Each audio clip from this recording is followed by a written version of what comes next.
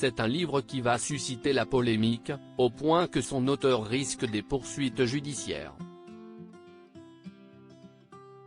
Dans Le Dernier Soir, le journaliste et militant Thomas Misrachi raconte le suicide assisté de Jacqueline Jekyll qui, comme un célèbre réalisateur, a choisi de mettre fin à ses jours en 2022, à l'âge de 78 ans, alors qu'elle était en bonne santé.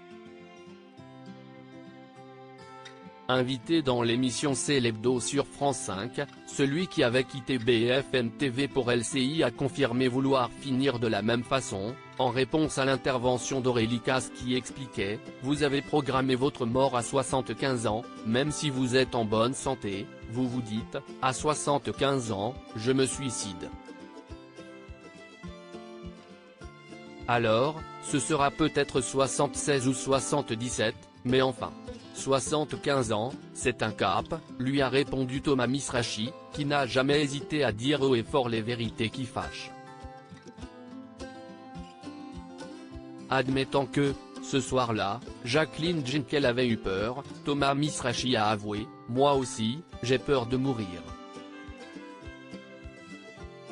Mais alors, pourquoi envisager de mettre un terme à sa propre vie avant l'heure? Tout simplement, parce que, comme une célèbre comédienne, le militant pour le droit à mourir dans la dignité ne supporte pas l'idée de se voir diminuer, et de devenir une charge. Je ne veux pas des EHPAD, et des trous de mémoire, et de la vieillesse, et des gens qui me torchent. Voilà, tout ça, je ne veux pas. Le journaliste a ensuite expliqué pourquoi il s'était fixé le cap de 75 ans, je sais que 75 ans, c'est tôt aujourd'hui, il y a de grandes chances, j'espère, que je sois en bonne santé à cet âge-là. Mais je ne veux pas affronter ce qui vient après. C'est peut-être un manque de courage. Son seul dilemme si Thomas Misrachi apparaît sûr de lui, il est cependant une chose qu'il ne sait comment aborder. Comme il a ensuite confié, mon plus gros problème, évidemment, c'est ma petite fille. Une fille âgée de 7 ans, qui est d'ailleurs celle à qui il a dédié son livre.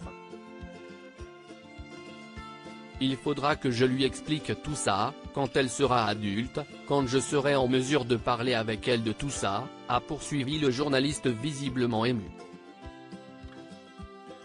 Ce sera très dur à lire pour elle, à comprendre, a remarqué Aurélie Casse. C'est dans un petit moment. A tempéré Thomas Misrachi, avant de discuter de la difficulté de choisir une mort digne et sans douleur en France.